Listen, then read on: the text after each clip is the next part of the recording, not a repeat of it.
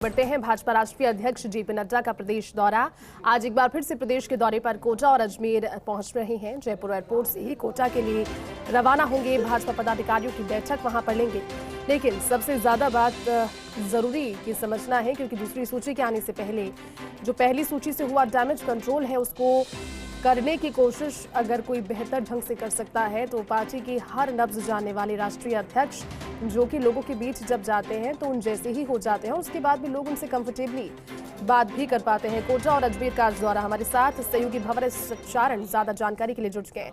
भंवर, पहली सूची 41 नाम और 41 नामों के बाद भारतीय जनता पार्टी को विरोध का सामना करना पड़ा। अभी भी पूरी तरह से ठीक नहीं हुआ, लेकिन दूसरी सूची से पहले वैसी स्थितियों की पुनरावृत्ति ना हो, उसको लेकर डैमेज कंट्रोल शुरू किया जा चुका है। खासतौर पर कोटा, जिसका 4 बार पहले कार्यक्रम बना लेकिन पहुंच नहीं पाए जेपी नड्डा, आज पहुंच रहे हैं। कितनी उम्मीदें कार्यकर्ताओं को उनके इस दौरे से?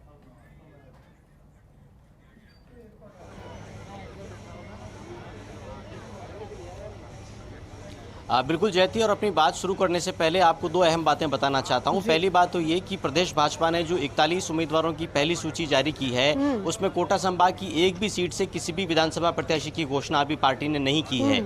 और यहां आज राष्ट्रीय अध्यक्ष आ रहे हैं। इससे पहले यहां 4 से 5 बार उनके आने का कार्यक्रम करीब करीब तय हुआ और चारों बार रद्द हो गया। 4 बार रद्द होने के बाद आखिरकार आज जेपी नड्डा कोटा आने वाले हैं। और कोटा और बूंदी लोकसभा क्षेत्र के अलावा झालावाड़ और 12 लोकसभा क्षेत्र, यानी 4 जिलों में कुल मिलाकर के जो 17 विधानसभा सीटें हैं, वहां के प्रमुख पदाधिकारियों से, कार्यकर्ताओं से और दावेदारों से नड्डा मुलाकात करने वाले हैं। और क्या कुछ वो सांगठनिक मंत्र यहां पर देने वाले हैं उम्मीदवारों की घोषणा से पहले, दूसरी सूची आने से पहले राष्ट्रीय अध्यक्ष का ये दौरा कई मायनों में महत्वपूर्ण है। दूसरी दो और अहम बातें यह है कि उनको 11 बजे कोटा पहुंच जाना था, लेकिन अभी तक भी वो कोटा पहुंचे नहीं है। और अभी तक खबर ऐसी है कि जयपुर से शायद वो रवाना भी नहीं हुए हैं कोटा के लिए, तो उनका ये दौरा फिलहाल लेट होता हुआ नजर आ रहा है।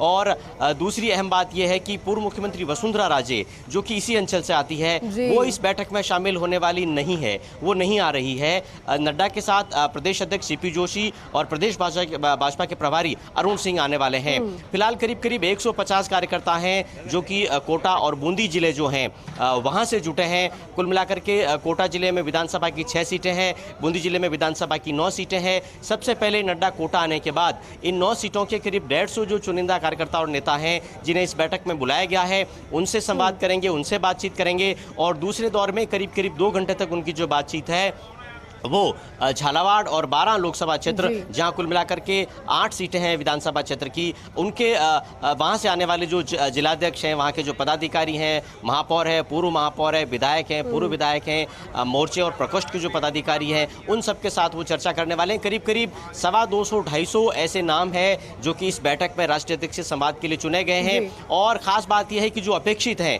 केवल उन्हें ही इस बैठक में आना है, यानी पहले से कार्यकर्ताओं की और नेताओं की सूची तय है जिन्हें बैठक में बुलाया गया है। आपको मैं तस्वीरें दिखाने की कोशिश करूं, डीसीएम रोड पर ये होटल लोटस अनंता एलिट है, जहां पर इस वक्त आपको जमावड़ा साफ तौर पर नजर आ रहा है। और शहजाद पूनावाला आपको तस्वीरों में दिख रहे हैं, बीजेपी के राष्ट्रीय अध्यक्ष, उनसे बात करेंगे। शहजाद भाई, स्वागत है आपका कोटा में। राष्ट्रीय अध्यक्ष आ रहे हैं, किस तरह का माहौल बनाने की कोटा में कोशिश हो रही है? देखिए, यहाँ पर तो 17 में से 17 भारतीय जनता पार्टी जीत रही है पूरे संभाग में। और ये इसलिए हो रहा है क्योंकि कोटा में जिस प्रकार से यहाँ पर मुझे बताया गया है कि एक नए कोटा के कलमाड़ी है, नए कोटा के कलमाड़ी है, करोड़ों रुपए का भ्रष्टाचार हुआ है, अव्यवस्था हुई है, बच्चों के साथ, युवाओं के साथ किस प्रकार का धोखा हुआ है, किस प्रकार से रिवर फ्रंट से लेकर फ्लाईओवर तक भ्रष्टाचार का नया नया रिकॉर्ड स्थापित करने का काम किया गया है।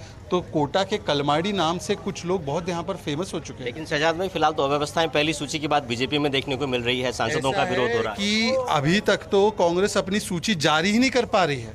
और आप तो यहाँ पर हो कोटा में मेरे साथ, 24 अकबर रोड के बाहर प्रदर्शन और नारे लग रहे हैं, हल्ला हो रहा है वहाँ पर, आपने देखा है।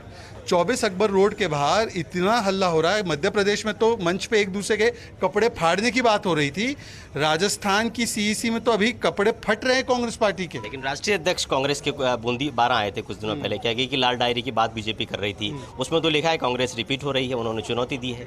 देखिए, इसका मतलब कि उनके पास लाल डायरी है, और उस लाल डायरी में और क्या क्या लिखा है वो खड़गे जी ही बताएंगे। देखिए, राजस्थान में 2 डायरी है, एक है लाल डायरी भ्रष्टाचार की, जिससे इतने डर गए अशोक गहलोत जी कि उसको विधानसभा में टेबल भी नहीं होने दिया, उसकी प्रतियां फाड़ी, फिर उसमें से एक के बाद